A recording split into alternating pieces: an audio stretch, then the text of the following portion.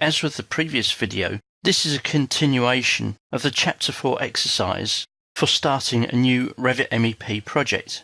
If you're having problems with the exercise, you can browse to the Chapter 4 folder, open the Project Files folder, and there is a file there, Chapter 402 Linked Architecture, from where you can start.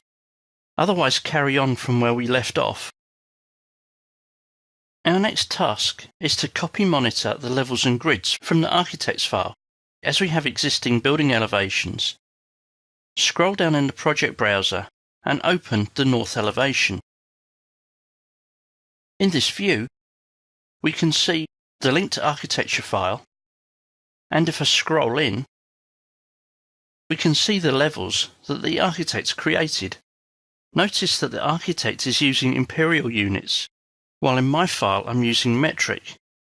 There is absolutely no problem in mixing units like this, unlike some other CAD systems. We can also see from these architectural levels that the architect has created 4 levels in his building where he has views attached.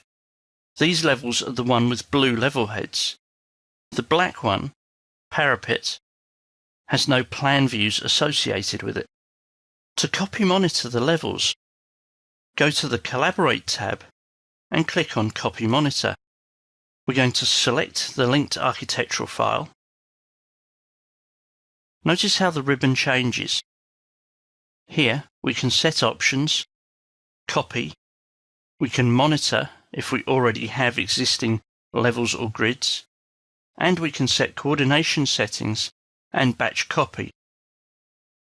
These 2 tools are for using with MEP objects that the architect may have defined in his project file. For the time being, however, we're going to go with the copy command. Here I can go and select the levels, and as I click on them, notice that we may get a warning message. This one can be ignored. And select each subsequent level. Once we've finished, click on Finish on the ribbon, and if we click and drag on this circle, we can see that we now have 4 levels defined in our project. Scrolling out will give me a display that shows that this level is monitored with a level in the architects file. The contextual part of the ribbon also shows that we have a monitor going on. Now I have my levels in place, I want to create the grids.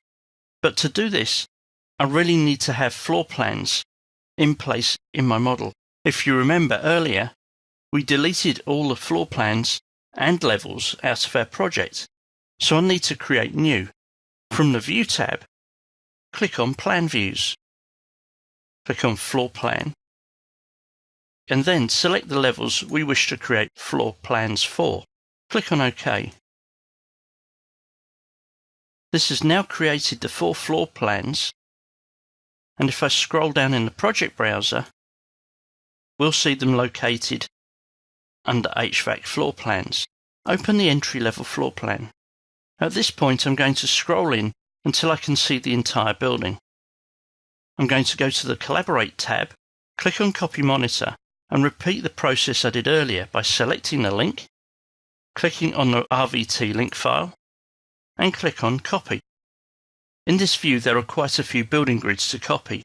So on the options bar, I do have the option to do a multiple selection. Let's see how that works.